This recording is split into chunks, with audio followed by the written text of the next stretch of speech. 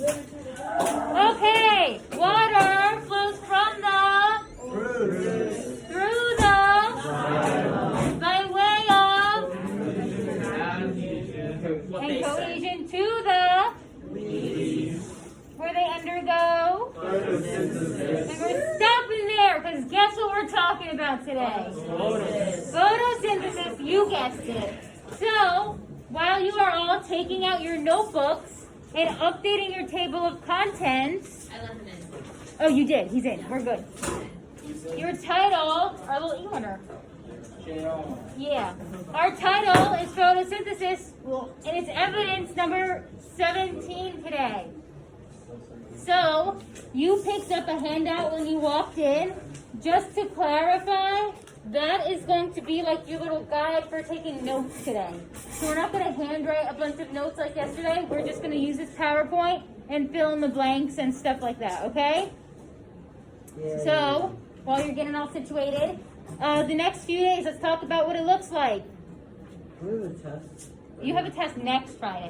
What? Another one already? You mean another one already? Oh gosh, another one already. Wait, Yeah. we don't have a quiz on this, right? No, you do not have a quiz. Okay, that's good. You have a yeah. So you have a test. It's only going to be on photosynthesis, which we're learning today, and cellular respiration, which we're learning on Friday and Monday. So I know it's another test so quickly, but it's not on as much content as usual. Of course, weekly 8 is due on Friday. Quarter 1 ends on Friday. And like I said, today we're going to start out with photosynthesis. Yesterday we did cell energy. What did we learn about photosynthesis exactly? Is it an anabolic or catabolic reaction? Pathway. Anabolic. I should have everyone's attention. So photosynthesis is anabolic. Someone raise your hand. What does anabolic mean? You can look in your notes. Yeah, Kaden said it, to build something up. So remember, in an anabolic reaction, we're taking small things and we're building something up to make something bigger. So that's what we learned yesterday. We did an overview of photosynthesis and cellular respiration. Today, our purpose is that we're going to explain the light-dependent reactions, the light-independent reactions, and we're going to understand the products and reactants of both, of photosynthesis. So, let's get started. Let's start the party. Am I right or am I right? Sorry, you couldn't hear me. It's okay. It's okay. You didn't miss anything. So, take out your notes, or that worksheet. We are going to take notes with this PowerPoint, so make sure you're following along as we go through the PowerPoint. There will be a review sheet for the test, yeah. And if you look at the calendar, we have a review day built in, so you'll have time to ask questions on your review sheets and stuff. Okay, so are you gonna? Do you have a test tomorrow? You have a test next Friday. So it's not tomorrow. It's a week from Friday, the 30th. Got it. Got it? Okay, I'm going to turn the light off so we can all see. So photosynthesis. Remember, autotrophs are organisms that make their own food. Who remembers what auto means? Itself, by itself, automatic, exactly. Autotrophs are organisms that make food by itself. They make organic compounds like glucose using photosynthesis. So photosynthesis is the process of how autotrophs are going to make their own food. Someone remind me, what's an example of an autotroph? What? Plants, trees, grass. All of these are autotrophs who make their own food. And again, why are autotrophs so important to us? They allow us to eat. Exactly, Christina. So, autotrophs make their own food. We are heterotrophs who consume other things to get our energy. We eat food. We can't make our own food without consuming something. So, if we eat vegetables, we're eating the autotrophs themselves, so they're making their own energy, which is then being transferred to us. And even we eat meat, like I said yesterday, if we're eating a hamburger, that comes from a cow. The cow has to eat something. The cow eats grass, which gives us this energy. So the energy is being transferred. So what would happen if we didn't have any autotrophs? How would that affect like society, the world, the universe? No food. No food. It would die. Why, Bella? You said because we won't have food. Exactly. You just die off. So photosynthesis only occurs in plants. So it's the process. Remember the first law of thermodynamics. Energy can not be created nor destroyed, only converted. So in photosynthesis, we are taking light energy. Where do we get our light energy from? The sun. We're taking our light energy and converting it into chemical energy. Now just hold off on doing those last few. You see the boxes in the middle of your page? We'll go through those together. So don't write anything in there yet. But we have our chemical equation, which is familiar to us, right? We saw it yesterday when we were learning about our different pathways. It's 6 CO2 plus 6 H2O, and that gives light energy, and C6H12O6 and O2 are produced. So, go to that top box. You know how like you have some boxes like above and below? Go to that top box right above CO2. What is CO2? Raise your hand. Alex. Carbon dioxide. So write carbon dioxide right in that box above CO2. Next is H2O. Erica, what's H2O? Water. You're going to write water right in that box. And then the next thing on your sheet should say light, right? So in that box above light, we're just going to write light energy.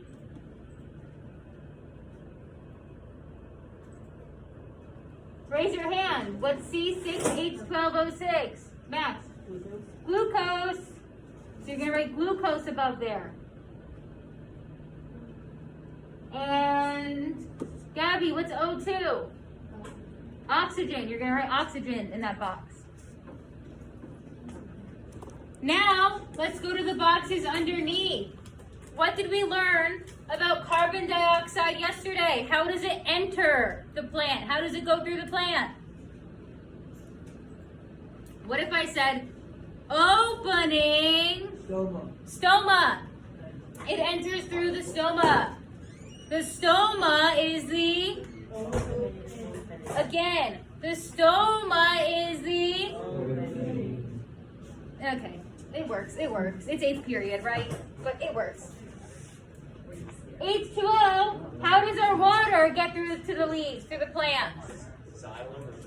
Through the xylem. Xylem sounds like Xylem. Then we have our light. Where does our light come from? What's our source of energy for the light? The sun. You're going to write the sun right in there. Underneath where it says light, you're going to write sun. Then, what was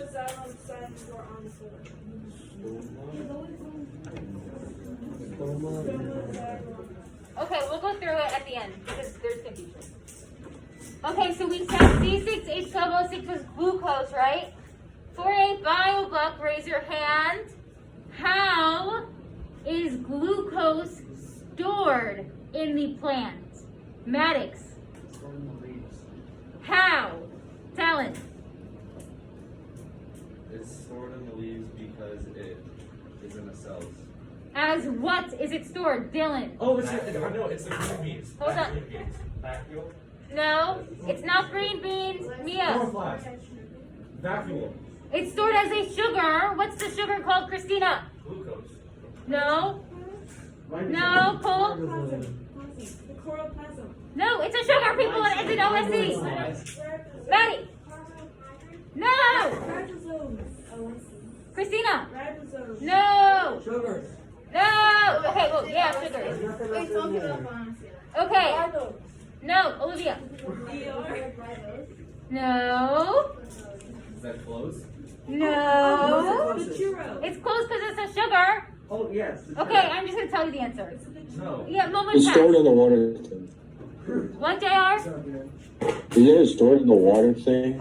No, that's the vacuole. Okay, moment passed. Oh. Moment passed. We just learned this yesterday. So it's fine. It was a little detail. Cellulose. Okay, look at your notes. So that's a But thank you, Phil. I appreciate it for giving me the answer. Glucose is stored in a plant as cellulose. CELLULOSE.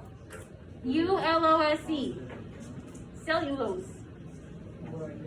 What or where in the plant cell is the cellulose stored? KK, can you get this one? You can get this one. Look in your notes. Wait, what? Oh, wait, repeat the question. Where in the plant cell? Maddox, We were hearing about. don't ask him questions. What did you say? I want to get a positive. Oh, Mr. Oh, okay. You Yeah? gotta call him out. I was doing the notes, but then I got called out. From what, yesterday? I finished my notebook. Oh, your notebook. Okay.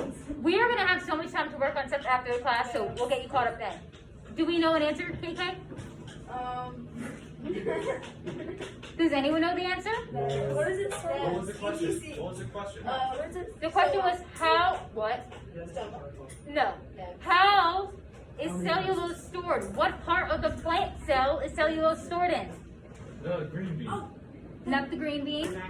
It's in your notes from yesterday. Look at your equation. Did we not write this down?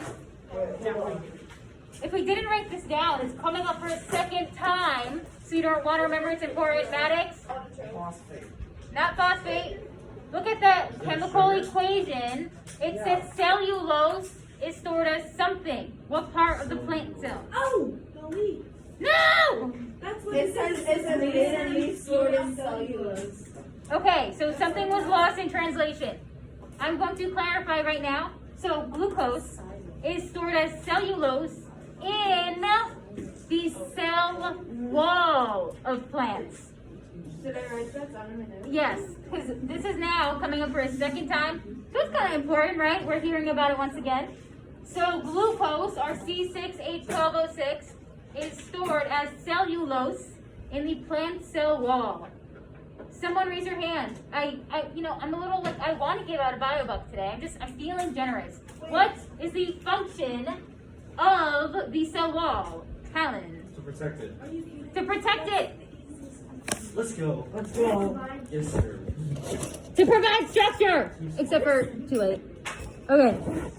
Perfect. So let's keep going. Let's move on. Wait. So under. Oh my gosh, I'm so sorry. I got so stuck on this. So, I knew it. back up here. Glucose, we're going to put stored as cellulose in the cell wall. And for oxygen, where does oxygen leave? Yeah, the stoma. So the stoma is the opening. So the stoma is a little pore in the leaf. On the surface of the leaf, there are several stomata. That's the plural. So some of the stomata are responsible for letting the carbon dioxide in, and some of the stomata are responsible for letting the oxygen out. So once again, what goes in the stomata? Carbon dioxide. What goes in the stomata?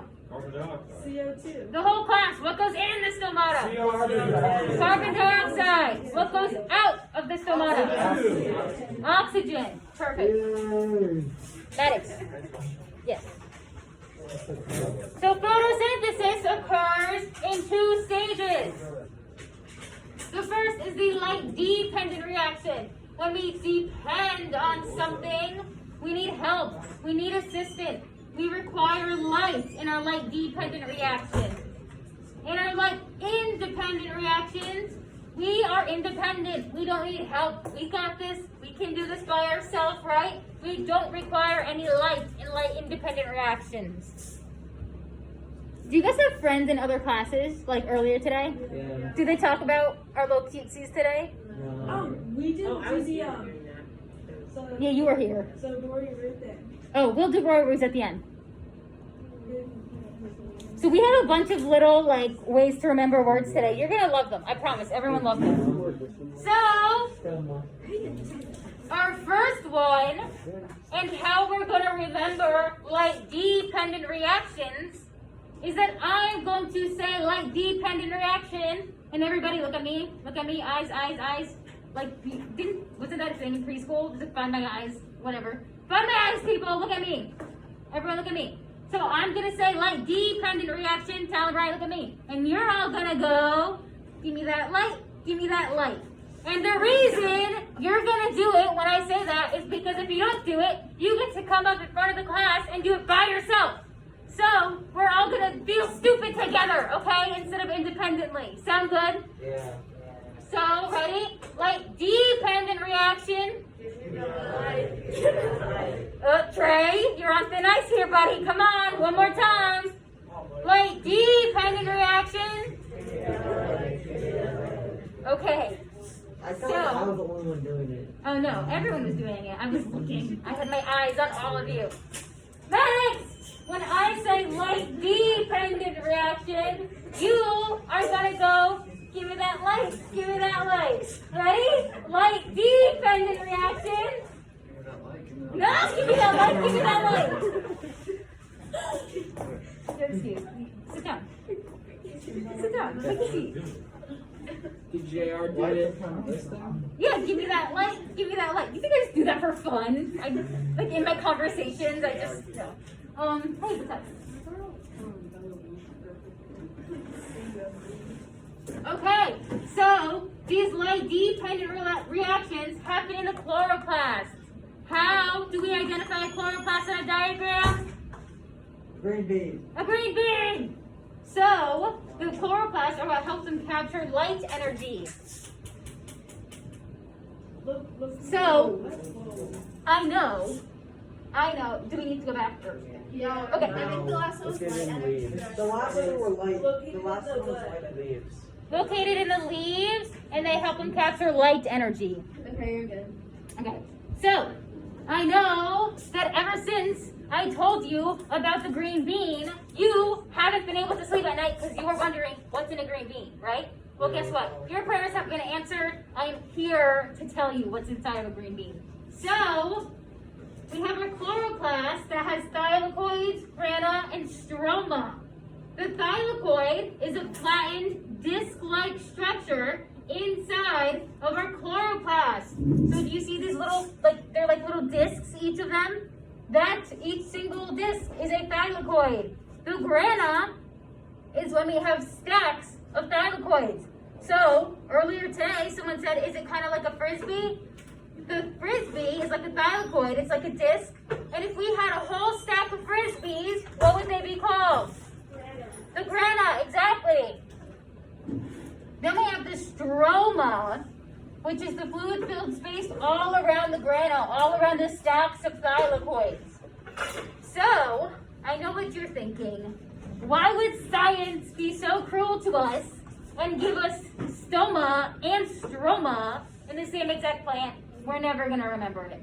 But we know that the stoma is the opening, and now we are going to learn that the stroma, it has an R, right? Stroma is the fluid-filled space. I am going to say stroma, river, because a river, like it's fluid, it flows. Yeah, it's a stretch, but it's great. So I'm going to say stroma, river, and you are all going to say fluid in the chloroplast. Oh no. Are we ready? It's not as embarrassing as you. When Okay, you yeah. say moving in the chloroplast? Fluid in the chloroplast. Fluid like water, like a river has water. Yeah. Okay. Are we ready for it? Yeah. We're ready for it. I decided we are, so we're ready for it. So stroma, river, fluid in the chloroplast, and that is in a light-dependent reaction. Give me that light. Give me that light. Hey, you remember? Yeah.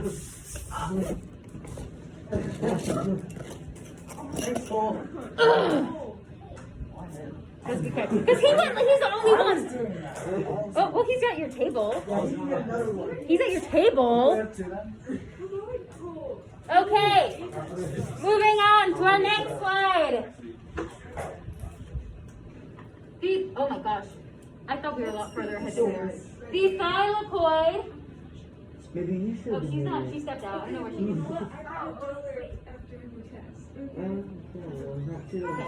So the thylakoid holds pigments. We should all be filling our paper out. Sorry, Cole. As we go along. The thylakoid holds pigments which absorb light. That is how we see color. Different colors have different pigments, and light is absorbed differently, which produces what we see. In leaves, plants produce chlorophyll. Chlorophyll is the green pigment responsible for giving the leaves their color. Talon. And like, I don't know if this makes sense, but like when people use the paint and stuff, Mhm. they would use like flowers, like to get them color. Yeah. How would the color not go away? Because wouldn't that stuff biodegrade or something? So the color, so that reminds me of like henna. Do you guys know what henna is? How like, well, like tattoo's an example. Henna is like an herb, a flower-based like paint essentially that some people use for tattoos. The pigment in the flowers, just like in henna, is still in there. So like, do you ever see like when people paint, like they crush up that flower, right? Yeah? No. Oh, so then, why did I ever I'm talking understand? about from like the 1500s, like way back when. Like rotation. Oh, okay. So that's all. That's because of the pigments. So essentially, how you get color from, or how you get paint from flowers is by like crushing them up. When that happens, it produces the pigments. The pigments get all liquidy. Usually you'll mix it with some sort of medium to make paint. So the pigments in the flowers will still show their own colors. So if it's a pink flower, and you crush it up and release the pigments, it's still going to be pink paint. Did that answer your question? Yeah. Yeah? I kind of thought that, but Okay. her cracking knuckles scared me. So, when there's a change in temperature, we see this a lot in regions that have those defined seasons, right? When you have like a fall and a winter, there's a change in the color of the leaves. That's because the cold temperature is causing the chlorophyll pigments to break down, and then the carotenoids, or the secondary pigments, the accessory pigments, are shown, and the carotenoids appear yellow, red, and orange in color. So when it's cold out, the chlorophyll isn't getting that sunlight, isn't getting the stimulation from the sunlight to produce its green pigment. So those backup pigments, those secondary pigments, are yellow, red, and orange, and those are what are being exposed and giving the leaves their different colors.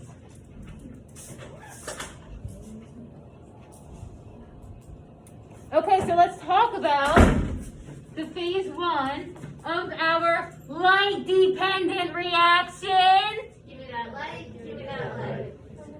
So, our light-dependent reactions take place in the thylakoids. What are the thylakoids again? Raise your hand, someone. Talon? Thylakoids are the flat thing. Yeah, the discs. Perfect. Discs. The flat like discs.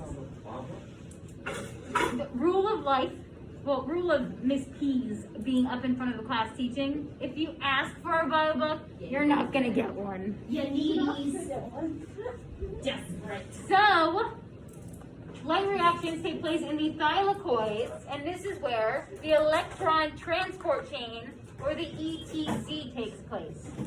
You don't need to know the details of every step of the electron transport chain, but know that the light reaction goes to the light goes to the thylakoids, stimulates the electron transport chain, and then NADPH and ATP are produced. What is ATP again? Energy. What does it stand for? Olivia. Oh, okay. I thought you were answering my question, but it was just my fat body in the way. Adenosine triphosphate. So, at the end of our electron transport chain, we're going to end up with NADPH and ATP.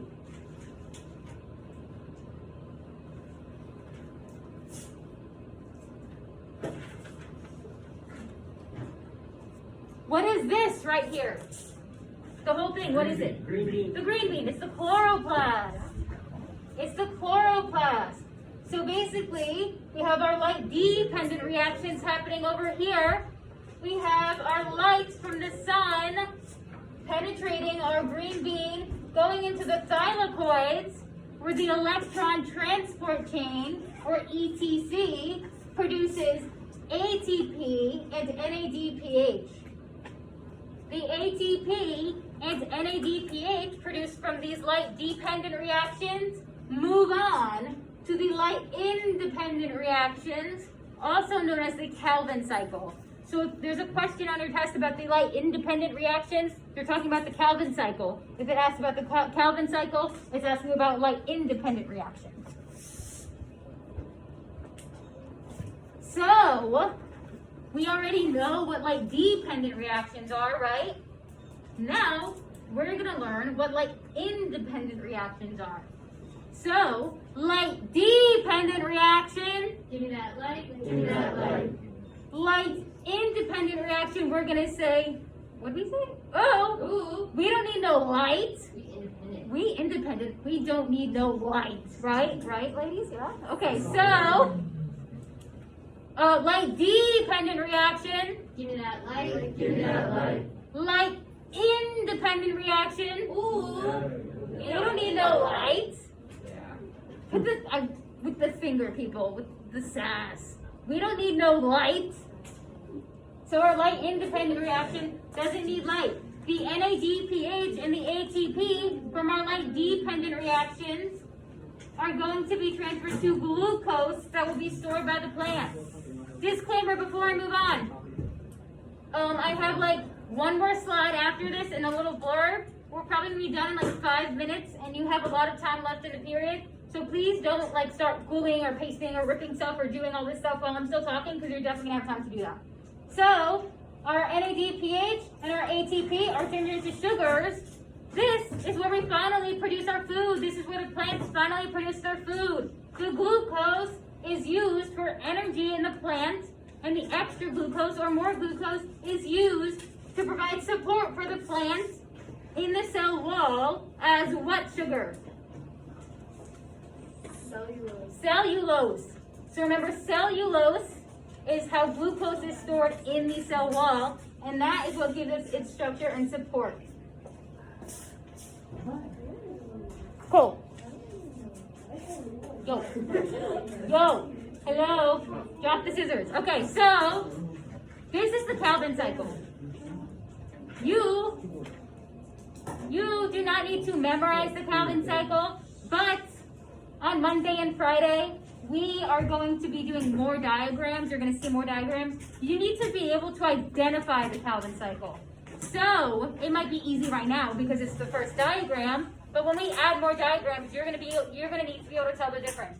How are we going to do that, you ask?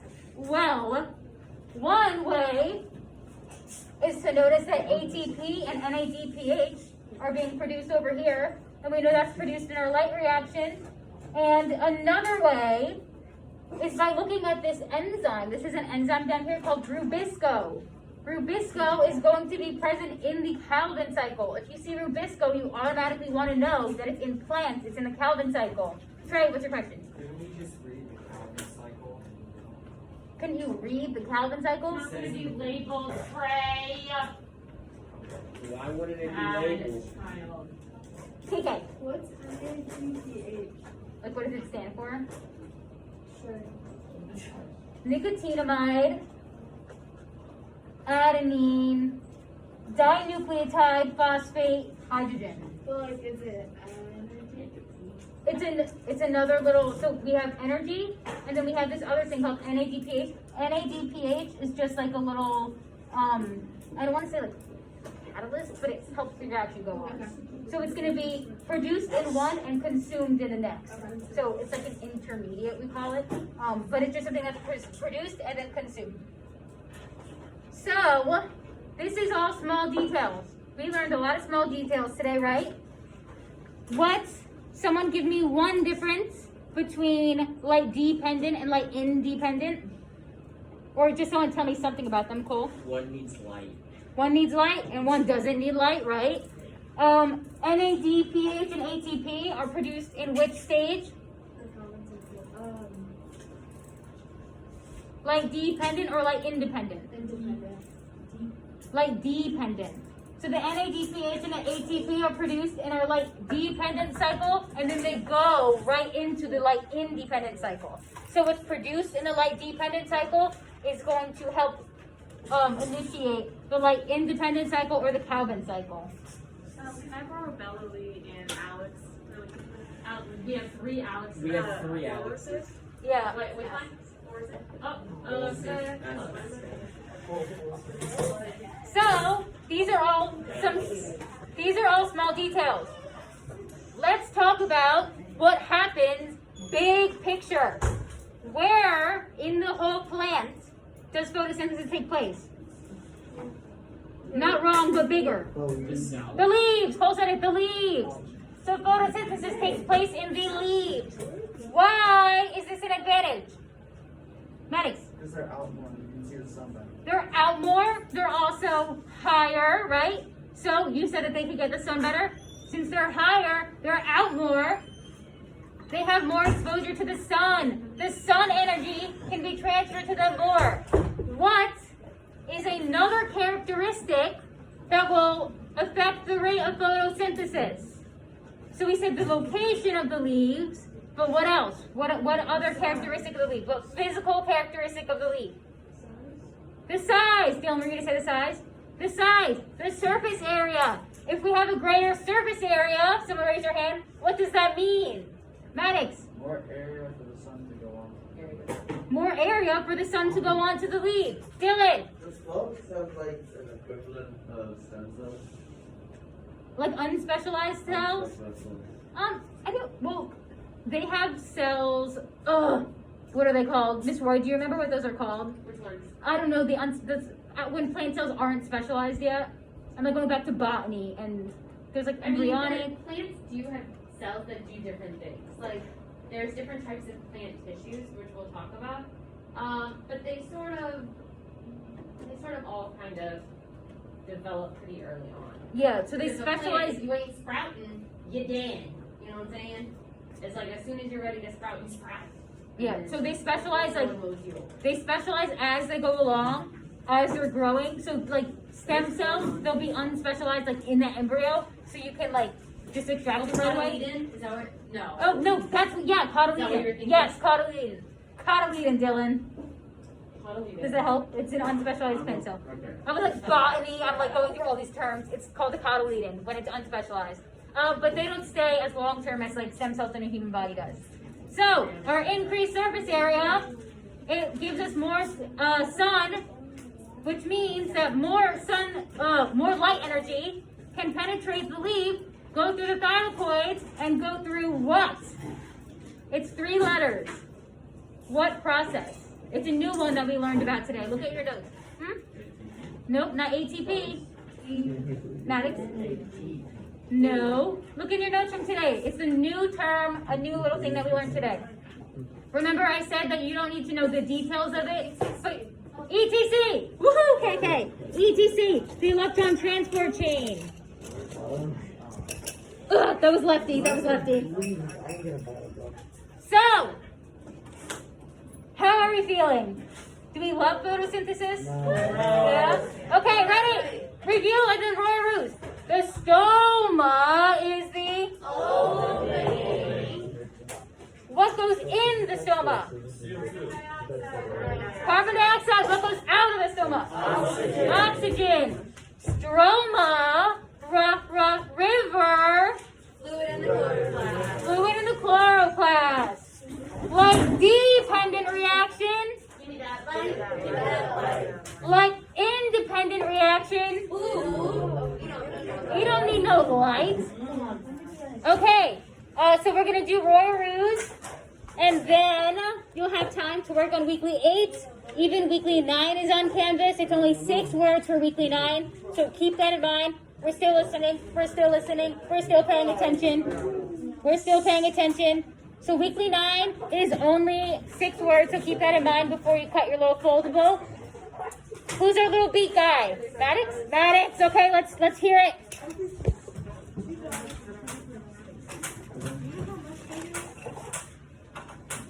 Ryan! Ooh. Christina! Yeah, I like it. Kaden! I don't want to throw it on you. Okay, I still did. Olivia! Okay, that would have been great if it wasn't for the win. Oh, I have one more. Grace. Okay, ready? Last one. Roya Root. Oh, yeah, you do. If anyone has suggestions for one to do for Miss P, like Roya Root, but like with my last name, let me know. There's a potential reward if you come up with something really good that I can use. Yeah? Yeah? Okay. Like, you know how Miss Roy has Roya Root? If you were working at Miss A pants. Miss You're so smart. Special kids. Popping penguins.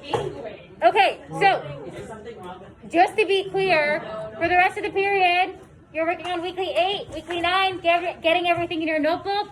If you have any questions, let us know. Tomorrow, we're going to continue our photosynthesis study, which I know you all love so much. And I want you to all take out your quick checks from yesterday. I'm going to come along and check those now. Please have them open when I come around.